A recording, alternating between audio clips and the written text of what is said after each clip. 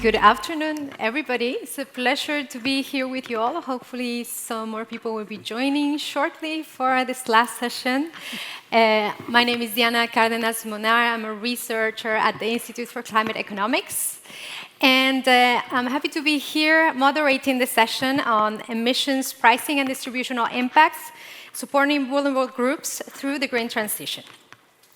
So the session will explore the potential impact of emission pricing systems on lower income groups, analyzing socio-economic disparities and showcasing the innovative solutions that countries are putting in place to promote fairness and equity in transitioning to a low-carbon economy. I'd like to start by introducing our co-hosts of the session. First, ICAP, that I think most of you know already, but I would like to still introduce them. ICAP is an international forum for governments and public authorities that have implemented or are planning to implement emission trading systems. ICAP facilitates cooperation between countries, subnational jurisdictions, and supranational institutions that have established or are actively pursuing carbon markets through mandatory cap and trade systems, and currently counts with 34 members and 9 observers. And also the Global Carbon Pricing Challenge, that's a partnership of countries committed to carbon pricing, supported by key international organizations. GCPC was launched by Canada at COP26, and calls on all countries to adopt explicit carbon pricing instruments as part of their suite of climate policies, with a collective goal of covering 60% of global emissions by 2030. Since then, GCPC has grown into an international initiative steered by a growing number of jurisdictions and international organizations within the GCPC network. Thank you very much to our host for the invitation to this session, and thank you very much to our panelists for being here today with us. I'd like to introduce you very briefly, and you'll be able to tell us a bit more about yourselves during the opening remarks. And so I would start with you, Mette. Great to see you in person, and you're the Deputy Director and Head of Unit of DG Clima, the European Commission. Juan Pedro Serlit, same thing. Happy to see you again here. You're the head of the Climate Change Unit at the Ministry of Energy in Chile. Then I'll turn to Michael Jacob. You're a senior researcher, climate transition economics at the Potsdam Institute for Climate Impact Research. Welcome. And finally, Gregor Seller. You're the lead in the socially just carbon pricing project at the GIZ. Great to have you all here. I think we have quite a diversity of perspectives and backgrounds in this panel. And I would like to start with you, Michael, for this first round, where I would like to have a moment for you to share on your experience. And so your academic work has largely focused on the distributional impacts of carbon pricing. Could you tell us about your research and provide a brief introduction to the topic? I think it's important that we all start leveling the ground on knowledge on what this means. What are we talking about when we talk about distributional impacts? And so it would be great to get to learn a bit more about this work and what potential distributional outcomes can emission pricing systems have, and how can they impact vulnerable groups? Yeah, thanks. Is the mic on? Okay, cool, good. So in my research, mostly that was when I was still at the Mercator Research Institute on global commons and climate change. We were interested, okay, what does actually climate policy in general, in particular carbon pricing, mean for social justice, equity? So we started out trying to assess how carbon pricing would affect different kinds of people in society. So 2 things you need. First is actually to see what carbon footprints people have. So we took household data. You got these very large-scale surveys where people really ask, how much do you spend on transport, on lighting, on heating, on food, and so on? And then you can actually match this with input-output tables. So these input-output tables tell you actually how much goes from one economic sector to another, and then you can actually trace the amount of fossil fuels and thus emissions. So you know $1 in this sector has this amount of carbon associated to it, and then you can match this to different household types. So basically, at the end of the day, you know this certain household has more or less these amount of emissions per year, and if they had to pay a carbon price of X dollars per ton of CO2, they would be affected by Y dollars per year And then you can relate this to their household income. So basically, if you look at, we did this for different countries from a cross-country perspective to better understand what kind of patterns emerge. If you look at how different countries and different people in different countries would be affected. One, of course, is the instrument design is crucial. It's a big difference whether it's a carbon price over the entire economy, whether you also include imports for some kind of border adjustment or not, or whether you just have a sectoral carbon price, for instance, just for the power sector or for transport. Then, of course, it's highly important what consumption patterns people have, because consumption of energy, but also of goods that are made using energy is, of course, not equally distributed. Some groups, like rural households, consume more of something than urban households, or even ethnic groups differ. And, of course, income is a huge dimension. And then, of course, it also matters what kind of recycling scheme you have. If you have carbon pricing revenues, you can also give back something to people, which would also affect the distribution income. And finally, of course, something we haven't analyzed that much is how well people can actually change the behaviors, switch to low carbon fuels, switch to lower carbon routines to actually adapt to a carbon price. Thank you. Thank you very much for those elements. I think you give us a bit more insight into what the topic really means. And maybe connecting in the next round, we can talk about more about how to change those behaviors and how this connects also to the policies they can put in place. Let's now turn to Mette. Mette, as Deputy Director of Carbon Markets and Clean Mobility at the European Commission, you have been overseeing the development and the implementation of carbon pricing policies. And I would like to ask you, could you share about your experience and the case of the EU? Is there any evidence on impacts from, expected impacts from the ETS2, and how do you plan to address those? Yes, thank you very much for inviting me to this panel. I think it's a very important topic, and I'm very happy to start discussing it. It's not something we often discuss a lot about on carbon markets. So first of all, a few words of background on the new ETS2. It's a new separate upstream emission trading system that we are introducing in 2027 for the fuels used in road transport, for heating and cooling of building, and also for small industry. We have done an impact assessment, and we have seen that we need to have complementary regulatory policies and carbon pricing in these sectors to get, shall we say, the optimal match and the most cost-effective reductions. We have seen in member states that of the European Union that the transport emissions, they have been the responsibility of member states, have not really reduced. It's very, very little reduction we have had over the past 30 years. And in buildings, it's a little bit better, but there's also still a very big work to be done. So in order to achieve our 2030 target, we need to do more than national policies, and the mix of a carbon market and national policies would be the best complementary policy mix. So there are also, but what we have also looked at is that there are distributional consequences of introducing such a new ETS. Our impact assessment showed that the highest relative impacts on the ETS were actually on the low-income households, particularly in the low-income member states.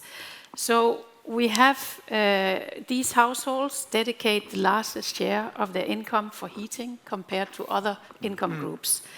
And for road transport, it's slightly different. There it's the lower middle and the middle income group that spend most of their income on transport.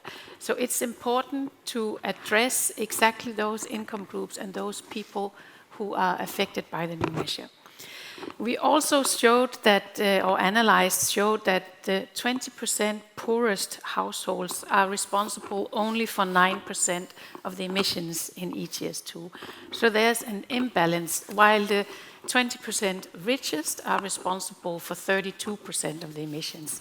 So there is a clear imbalance there that we need to take into account. And there comes in one of the good advantages of introducing carbon pricing is that it comes also with revenues. So we are expecting to raise significant revenues from the ETS2, and this means that we can do some compensation and we can do some redistribution from the revenues that comes in. So we have, if I say both from ETS1 and from ETS2, we do have auction revenues that go all to the member states, and they must use them for climate, energy, or social purposes. And they also have the possibility to support low and income households and just transition directly.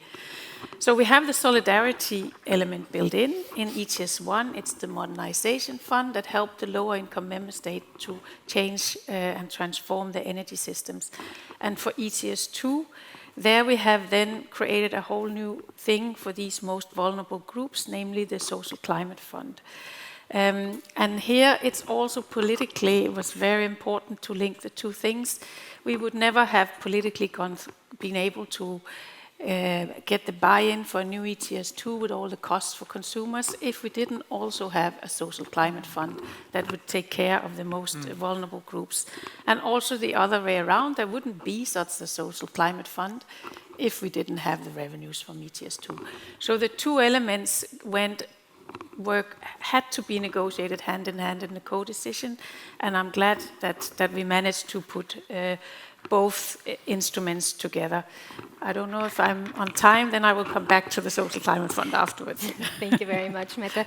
Yes, we'll go back to the topic. I think it's super relevant what you were saying, and I think also in the previous panel there was a lot of mention of this policy mixing policies, and that carbon pricing alone will not be the solution. And so it's great to have that in the case of the EU and this experience, also learning from experience, right? Because you have a long trajectory of implementing carbon pricing, and so I think this lessons learned also help pave the way for a different approach to the ETS2. So great, thank you very much, Mette. And I will turn now to you, Juan Pedro, a different side of the world, very close to my home as well. And so I'd like to ask you that beyond your role as head of the climate change unit at the Ministry of Energy in Chile, you have been involved in carbon pricing initiatives in the Americas. So can you share more about your experience more broadly, but also provide insights about the carbon tax in Chile in connection to the topic of distributional impact? Super. So can you hear me? Yeah. So thank you, Diana, and thank you for inviting me.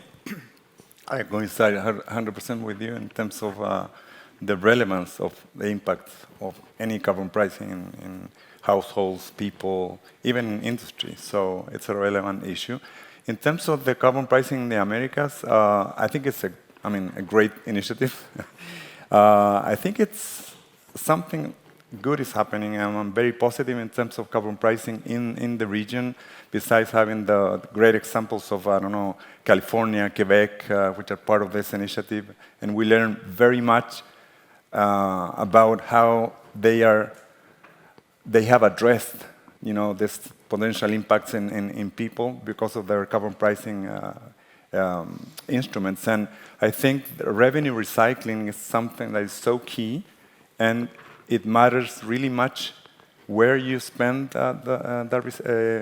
those revenues, and if you're gonna address, some specific impacts in household, in people, in other industries, the way you spend that is so key. We don't have that alternative with the tax that we have since 2017, the carbon tax, because the revenues go straight to the general budget, and that's it.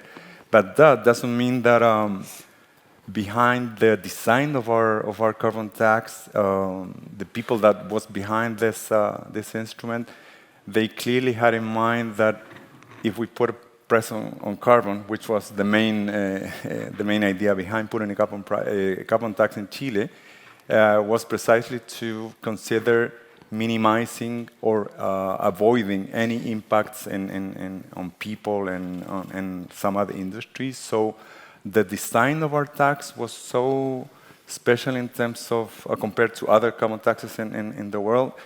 First, it's a tax on CO2 emissions, so it's very downstream. So we had to learn how to measure, report maybe the verification part is still pending, but companies and also institutions in government needed to understand better and define protocols for that. But at the same time, we started with a very low carbon tax rate, which still remain low. And there was a specific concern about not impacting the energy tariff at the moment. So there's a very specific, I would say, kind of complicated mechanism to explain, but it's a compensation mechanism that is being paid by energy utilities or energy commercializers that withdraw energy from the system. They have to pay an amount which is also part of the carbon tax. So the marginal cost plus the carbon tax is being paid by all these energy actors, and that I would say ended up in an unintended negative effect in terms of the renewable energy producers, because they complain why I have to pay for the carbon tax when I'm supposed to be, clean energy producer. So the Ministry of Energy last year promoted a change in the tax. So one of the compensations mechanism was eliminated. So these energy utilities only pay very little because they have to pay for the operational cost of the system, being part of the system, so they pay for that. But we managed to reduce their cost, around 80% down. So those are the type of things, maybe they're not related to directly, not impact, people, households, but we're rather more concerned of how to, impact how to minimize the impact on the energy sector actors. So that was the main, And at the same time, which I think is so relevant, we also managed to introduce an offsetting system to the tax, so even to facilitate more the payment of the tax. So, Thank you. Thank you very much, Juan Pedro. Just maybe highlighting some elements of what you say. So by design, let's say, you already had in mind that this could have an impact and try to avoid the impact really reaching what the citizens would pay in the end. So somehow, and now with the renewable energy producers as well, trying to mitigate the impact that they were receiving from the carbon tax.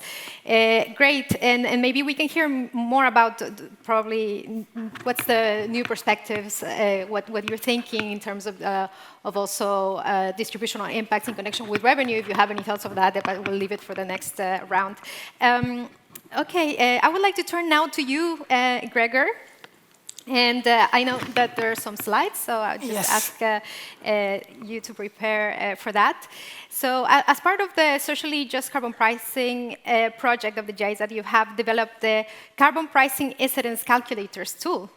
Can you tell us about this work and particularly about its application in specific countries? Yeah, thank you, Diana. And now the moment of truth has arrived. Do the slides work?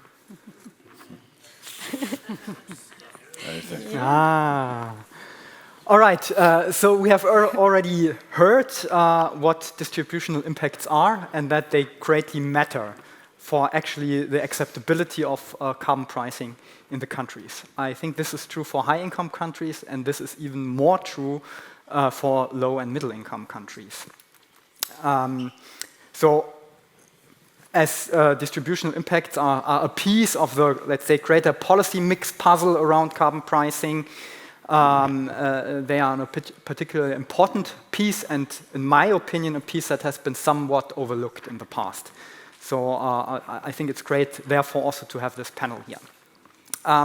As part of a GIZ project called Supporting Socially Just Carbon Pricing, we have developed, as part of this project, together with the Mercator Research Institute on Global Commons and Climate Change. So they are the science masterminds behind of that, and it's based completely on the methodology that Michael has explained before.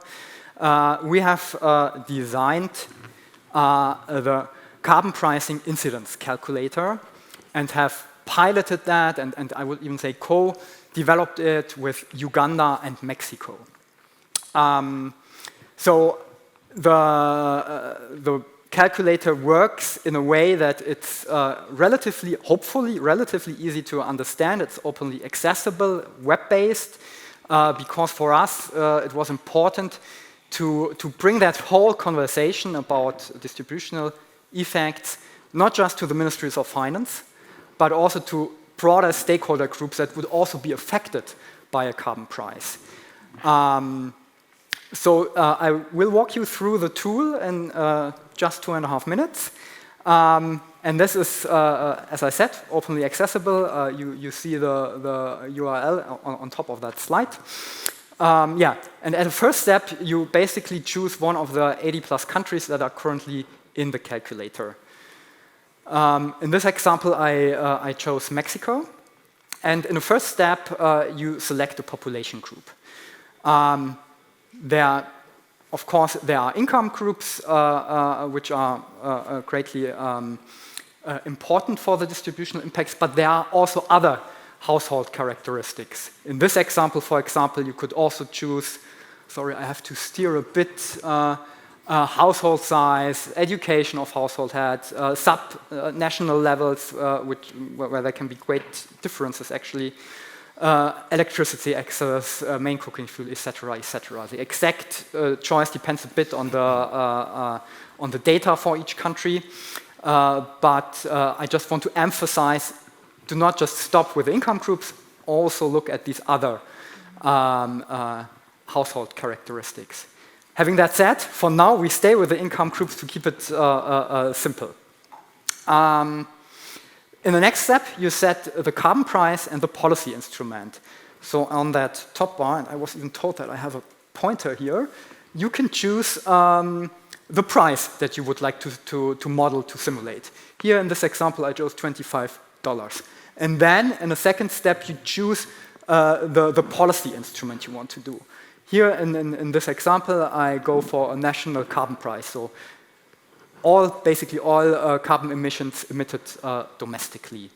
And then you get the results here on the right side with the green bars, where you can see the relative distribution of those, in this case, 5 income groups. Relative here means that, for example, the poorest 20% would have to spend about 2.5% more for the same level of consumption when a carbon price of $25, a national carbon price, would be introduced. And lastly, you can also choose a compensation measure. Again here, it's basically 2 steps you need to do. Firstly, you decide how much of the revenues generated by the carbon price you would like to redistribute back or distribute back to the population, and then here how you want to do that. Here I chose equal per capita transfer. And then, next to the green bars, you also now have those purplish bars. And there you can see, for example, for the poorest 20%, under this choices you have selected, if you distribute back 50% of the revenues equal per capita, the poorest 20% would actually net benefit about 2.5%. So they would have 2.5% more in their pockets than before the introduction of the carbon price, given that you can do that compensation measure. And I think that's probably the most powerful message I would like to share here. There are ways to design those policies in a way that they can be pro-poor, actually. I leave it there for now. Perfect timing. Thank you very much, Gregor. This is super, super useful, I think, for all of us working on this topic. So congratulations on this great work. And actually linking with the topic of compensation. So I would like to turn back to you, Michael, and ask you a question also from your work. So can you tell us a bit, I know you did this research like in a global scale, and you look both at developed and developing economies. And so maybe you can give give us a perspective also on how these distributional impacts differ across countries, and also what does this imply for the design of compensation schemes? Yeah, thanks. I think one very important point is that actually energy use patterns differ dramatically with economic development. So most people tend to think, okay, carbon pricing is regressive because most poorer people spend a higher share of their income on energy, which is true for industrialized countries, but it is not true for developing and emerging economies, because there, of course, the poorest people don't spend a lot of money on energy because they don't have cars, they don't have a lot of appliances. So basically in our research, we find that actually in poorer countries, carbon pricing is progressive. So you have a turning point at around $15,000 per year as per capita income. But still, this, of course, doesn't mean that it's not problematic, because even if it's progressive, it still could push people below the poverty line. So for a poor household, if they, I don't know, lose 4 or 5% of their income, it doesn't help them that richer people lose an even higher percentage. So I think that's very important to take into account. And the other thing one really needs to acknowledge, that there's a huge so-called horizontal spread in income. So here, if you look at any income group, you have the average, but this average hides a lot. There are some people, many people who might not spend a lot on energy, but in low-income groups, you always have some people who spend a high share of their income on energy. So for instance, I did some work in Ecuador, and on average, the lowest income groups don't spend a lot of money on energy, but there are some, for instance, rural farmers who are poor, but who still have tractors. And for them, a carbon price would really be quite a substantial impact and quite a substantial loss of income. So I think it's important not only look at the averages, but also really think about what hardships might emerge. Who are the groups actually who are most vulnerable to energy poverty? And then, of course, this raises a challenge for compensation schemes. Ideally, you would have very targeted compensation to treat these people very differently from people who are not highly affected. Of course, you need to identify these people in the first place. It's often not that easy. You don't have all the data you need. And then also you need some way to transfer money. So in many countries, not everybody has a bank account, or people live remotely and are not really connected. Of course, you also have corruption, fault reporting, and so on. So I guess you have to be very pragmatic on striking the balance between what would be ideal and what's feasible. So one thing I also think is quite overlooked in this debate is if you spend money in actually facilitating the transition, this is something that you don't need such a perfect targeting, and at the same time helps everybody to reduce their carbon costs. So for instance, investing in public transport, providing information on how you can save heating costs. Many people actually would save money by switching to heat pumps or switching electric mobility, but cannot carry out the initial investment because you need more upfront money. And then if you help those people get a credit that they can pay back, this might actually help them save money and save the environment. So these are things I think we should look into more. Great. Thank you very much, Michael. And thank you for making the connection with Ecuador. That's actually my home country. Yeah, I thought you knew. And I was thinking about something when you were talking about that, and the compensation side versus fossil fuel subsidies. Because as you may well know, both as happened in Chile as well, in Ecuador, there were huge strikes when the fossil fuel subsidies were tried to be not even totally, but partially removed. So how do you connect, this policy? You have a broader perspective, and you manage to reduce on one side, but there are challenges, as you said. How do you arrive to that population, and how do you do the targeted transfers? So I guess those are unsolved issues, and that I keep blocking to advance on those policies that would be taking us away from the fossil fuel subsidy model that we have so far, still very rooted in our policies worldwide. Thank you very much for those elements, and maybe turning to another side of the world, and back to you, Mette. Can you tell us more about the EU's approach to managing the distributional impacts of carbon pricing? So, namely, can you tell us more about that social climate fund and how this is going to address the potential impacts and maximize benefits of carbon pricing policies?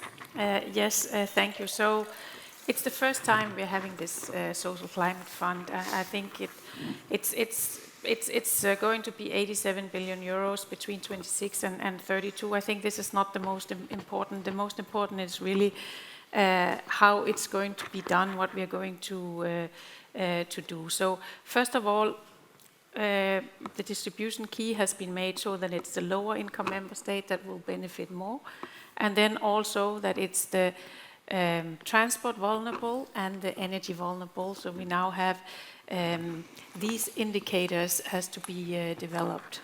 So this is what member states have to do in the first step. And I think that is new for many of them. They have to develop who are really the ones that are in energy poverty in our country and who are really the ones that are in transport poverty and the most vulnerable of these. And those are the ones they have to address this fund with. And then we have this combination of should you give some direct income support or should you really do measures so to take these households out of the use of fossil fuel. And of course the objective is to get the citizens away from the fossil fuel use, but it can't perhaps be done fast enough. So we give the possibility to give some direct income support on a temporary basis, and it has to be phased out, while in the meantime some more long-term measures are being put in place. And this is indeed investing in public transport, investing in access to public transport, shared mobility or on-demand offers, depending on whether you're in the countryside or in an urban environment, energy efficiency, renovations, renewable energy development, electrification, and all of this.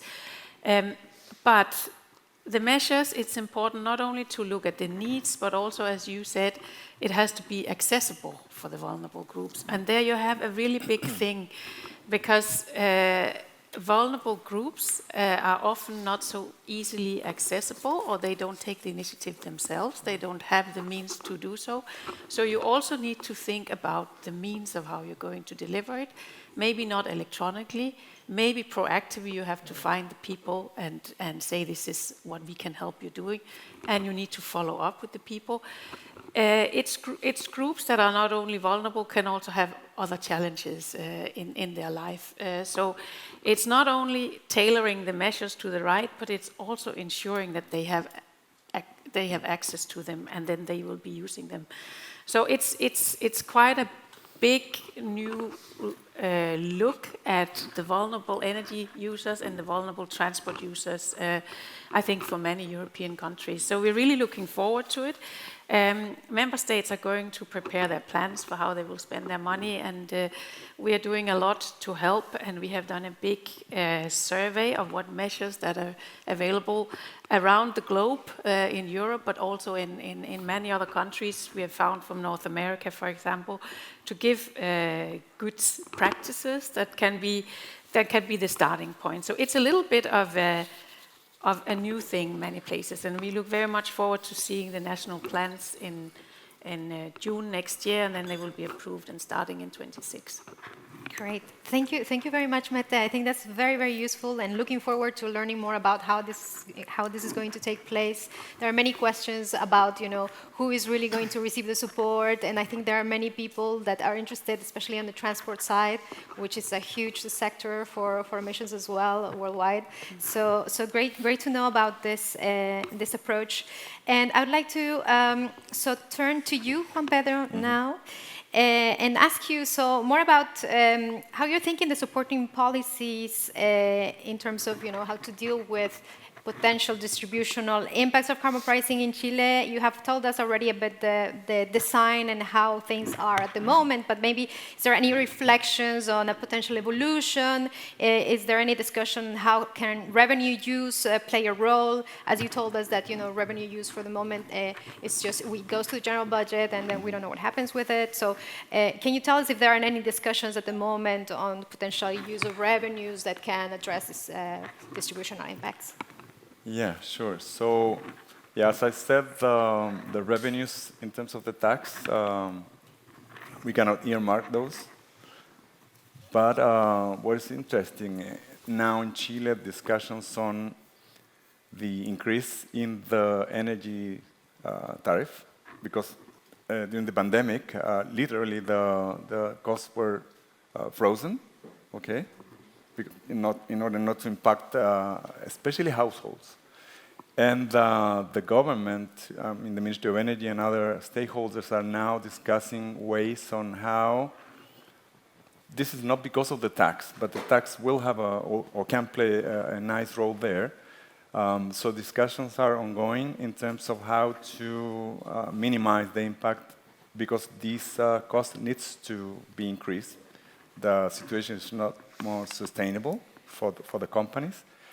But at the same time, this is not good news for the people. So the government is discussing currently ways on how to increase funding for an electricity subsidy that's been is now operational, but it only tackles around. Well, it's a big fund, not because of the tax, but it is addressing like 1 million households right now. But people want to increase the reach of this subsidy to more families. This is tackling around the 40% most vulnerable people in Chile. So one way to get more funding is to increase the tax rate from 5 to 10, yeah. And then there are some other alternatives. And I don't know, this has been discussed in Congress. Of course, some people, it says, yes, this is needed, and some other not, because it will have impact in the end. But the thing is that the government is concerned about how to, as I said at the beginning, minimize the impact in those groups. So this is one aspect. In terms of the tax itself, it's difficult to predict what will happen because the rate now is a flat rate, $5 per ton of CO2. And every time we would like to introduce like an improvement to the tax, the tax comes embedded in a bigger tax reform. So every time the government changes, they want to, of course, raise funding for whatever policies they want to put in place. And the tax also opens for any improvements, but you need to wait for that to happen. So it's not a standalone regulation. But it all indicates that we need to increase the tax rate. Yeah? And I don't know if it's going to be within a tax reform or with this initiative that I mentioned in terms of this electricity subsidy. It's going to be, I don't say for 2 years, but my personal view is that if it happens, it will stay longer. I mean, because it's a very much needed thing to do to increase the tax rate. Mm-hmm. But of course, taking into account all the impact that may have in the population. But it's so difficult to earmark. I mean, you cannot earmark anything in Chile in terms of taxation. Mm-hmm. But I guess you can put in place funds or things like that. But it's not directly. I mean, you have to do other things for that to happen. But it's interesting. I mean, and I'm gonna take the advantage that I'm here.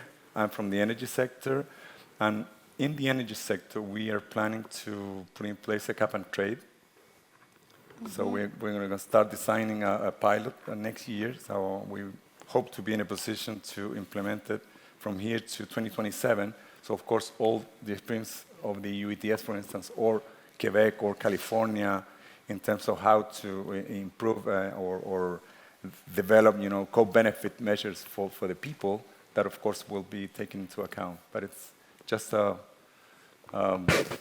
public, what's it, aviso publicitario, like a publicity Advertising. advertising, yeah.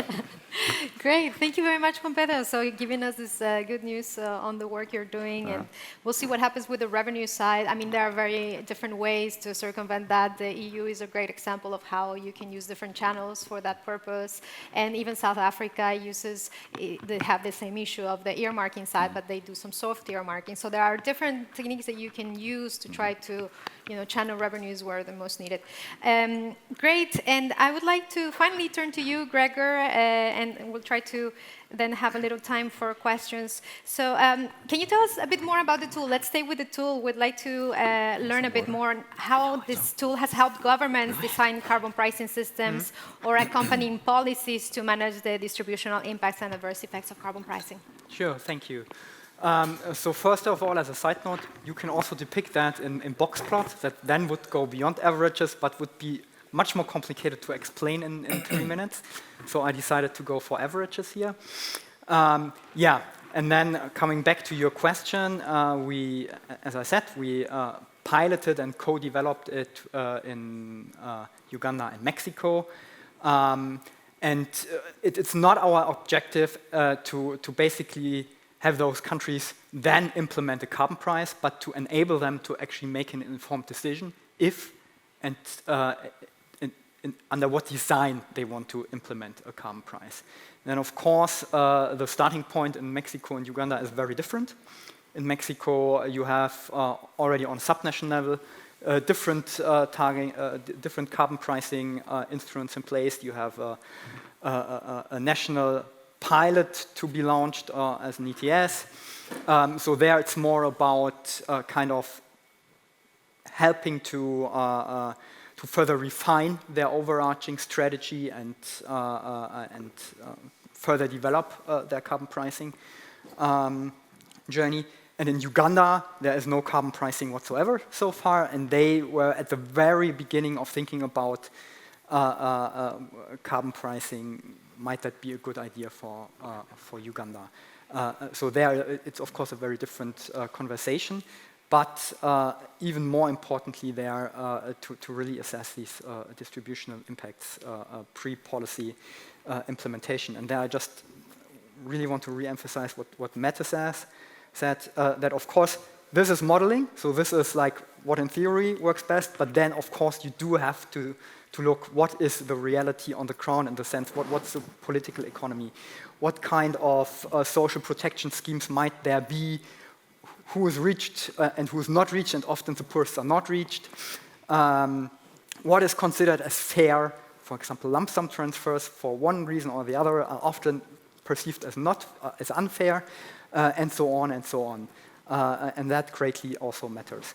And at the end of the day, of course, we want to embed that into GIZ's more broader work. We are doing a lot of projects on the larger policy mix around climate finance and climate policy. And we are doing also projects on implementing specific carbon pricing instruments like ETS in several countries. And there we want to embed it more to have these distributional impacts really as part of the project. Great, thank you. Thank you very much, Gregor. Super interesting the work you're doing in Uganda, Mexico, and keen to know if you're working in any new countries and can tell us more in the future. We'll have discussions about that. And now turning back to everyone in the room to see if there are any questions to our panelists. Have a hand here to start. Many thanks. Thanks a lot. Really interesting panel. I'm Andres Solarte, part of ICAP, part of GCPC. Kind of contrasting, I wanted to get your thoughts, contrasting with the presentation yesterday of CBAM. I wonder, like in CBAM, incentivizing carbon pricing mechanisms now in the global south, and also because there are certain requisites for the exemptions from CBAM, like in many of these countries. Is there a concern that this could have a very negative consequence on distributional impacts? And as you said, like pushing certain demographics under the poverty line by, in a way, creating, again, the incentive, the rush, even if not intended, in vulnerable communities? Yeah, thank you. Thanks for the question. And if there's any other question in the room, maybe we can take it over there.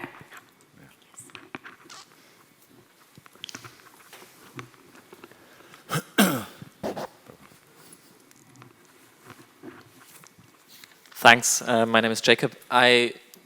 What really resonated with me was when you mentioned that it can be challenging, and I think it's really key that the most vulnerable people are the ones that benefit from the Social Climate Fund in the EU. So from my understanding, now it's not the Commission coming up with the social climate plans, instead it's the national governments, but can you maybe elaborate on the good practices that you've seen out there for really ensuring that even the most vulnerable, that in many cases maybe also don't have money to finance like their co-share of transitioning to e-mobility, transitioning to heat pumps, transitioning to other things. And maybe the Commission's role in also then monitoring and in really enforcing this over time. Thank you. Okay, I think we can go and let you, Mette, take those questions on both sides. Yeah. Okay, maybe first on the last question. We have a whole range of these measures, and they are on our website, and you can go and see them. But you can see, heat pumps are not for the most vulnerable groups so easily. They're expensive. But you have to look at, if you have a whole block of flats, social housing, maybe you can do a lot for renovation, energy efficiency, and also change the energy source for that. There you need to make sure that it's the tenants that get the benefit and not the owners that get the benefit. And then you need to look at these structures. Do you need to then ensure that rents are not increased over the next 5 years and things like that. So there are a number of things that you can do, and you also need to think about in transport, in urban areas, probably the most vulnerable, they don't have cars, so it's not electric cars that's the solution there, but it's access to public transport and vouchers for public transport so you can move around. But in the countryside, on the other hand, you need access to a car in order to get to your job very often. So there it's different solutions. So you need to really focus on the various groups in the different settings and be very concrete on what you're going to do. And how are we going to this becomes very EU, so I will do it very briefly. The Commission will assess the milestones that the Member States have introduced for how much they need to do in order to get the payments.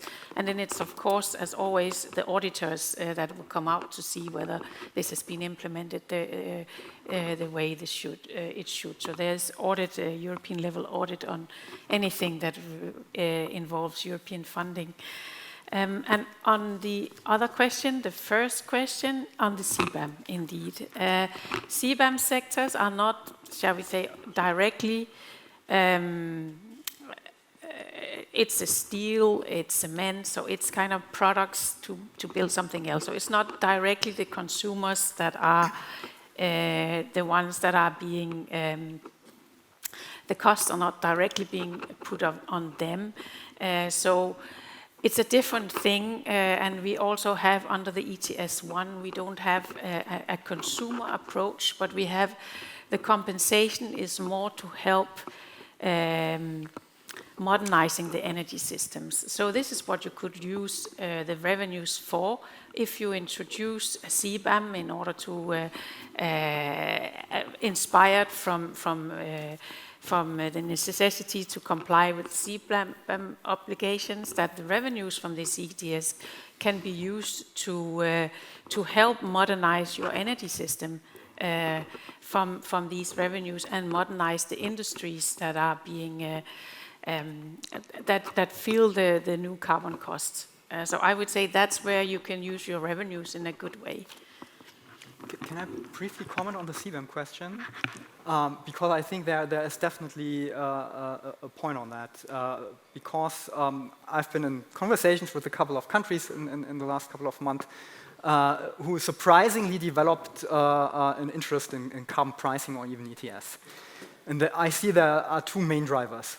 One is the very limited fiscal space, not to say over-indebtedness or debt crisis that we see in many low and middle-income countries.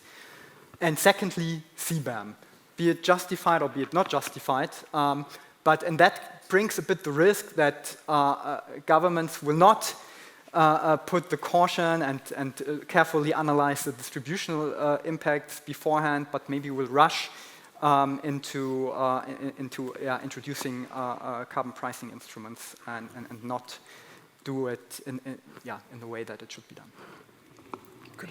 Could Michael, also, you can go as well. Yeah. So basically, just following up, what happens if more and more countries introduce carbon prices? Firstly, I think you have to take into account that any policy creates costs and creates distribution implications. So other policies to reduce emissions might be even more costly to poorer people because carbon pricing is more efficient and often also is distributed, the total cost is distributed in a more favorable way for poorer people. And then, of course, you have the revenues. So you could always design a carbon pricing scheme in a way that actually makes poorer people net winners. Of course, you have to do it in the right way. So I think it's important to do an analysis beforehand to identify potential vulnerabilities, to also talk to people, listen to them, not just do this on the drawing board top down, but really have some kind of citizen assemblies to really take into account people's needs. And then I think it also helps to phase it in gradually, not start with the carbon price of 100 euros per ton of CO2, but go for $5. And then if you see people get used to this and you see the implications, you gradually ramp it up. Right. Thank you. And I appreciate the comment, I think, from both sides as well, in complementary to what you just said, Mette, and especially relevant, the discussion on developing countries and the push that I have seen as well in how many countries are really interested right now in developing carbon pricing mechanism, and how important it is to think about these distributional impacts from the design itself from very early stage. So great to stay with that message. I know there are other questions. You may have heard that we ran out of time. I think I will still take one more question because I saw that somebody's already with the microphone, but I would just like to highlight something. So at 3:10, there is a closing plenary. And so I will just keep you in the room so you don't go away and then you just go directly to the plenary. So that's the strategy. And I would like to just open the floor for just one more question, please. Yes. My question is regarding do compensation measures neutralize the effect, the intended effect of carbon pricing, which is to reduce emissions? If you're saying if there's a perfect compensation, then we will have less of the real effect we want, which is to curb them. And a connected idea is, has anyone studied the distribution of the carbon reductions, not of the impact on consumption, but on the carbon reductions themselves? How much is that neutralized, and do we have a measure for distribution of carbon? Big question. Who wants to jump in for that one? Maybe, you know, sorry. I can be quick. I think the most important to have a lasting impact, so not just compensate the cost. What we have done in our thing is that you can, to a certain extent, compensate for the carbon cost for the most vulnerable, but that's not going to change anything, really. What you need to do is, at the same time, make the structural measures. Yeah, actually, I think how much of this actually reduces the incentive to reduce emissions depends on the design. I mean, if you say, okay, you get some compensation payment if you have a car, as soon as you don't have the car anymore, you don't get it. Of course, this undermines your incentive. But if you say you get the compensation mechanism if you're a low-income household in a rural area, no matter if you have a car or not, this creates an incentive to reduce emissions because you still get the compensation even if you lower emissions. Yeah. If I just to really depict it here on the tool, for example, if you go for equal per capita or equal per household transfers, then there will be no impact whatsoever on emission reductions because that you get that independently on how much emissions you basically produce. If you go, for example, for exempting electricity from the carbon price, then you might have exactly the effect that you said. Great. And with that, I think we are done with this panel. Thank you very much. It's been very, very insightful to hear everything that everyone's doing. Super interesting on the tools. So I think we have great examples already from Uganda, from Mexico, and keen to see its application in other contexts. Yeah. Thank you very much, Juan Pedro, for your messages, and looking forward to learn what's going to happen with the tax, if you're going to use revenues in a different way of this increase, and how this is going to play out in the end. Also, Mette, thank you very much for your insights on the Social Climate Fund in particular. I think we're all very keen to see where that's going to take us, how these plans are going to look like, and what impact it is going to have really on people in the end, because that's what we're talking about. And Michael, thank you. Thank you very much for all those insights on your work, and I'm very much of a fan now that I've discovered your work, and we'll stay in touch, obviously. Thank you, everyone, also for being here today. It's been a pleasure to moderate this panel. Thank you, our co-hosts, GCPC and ICAP, for the invitation, and we're going all together to the plenary for the closing of the event. Thank you.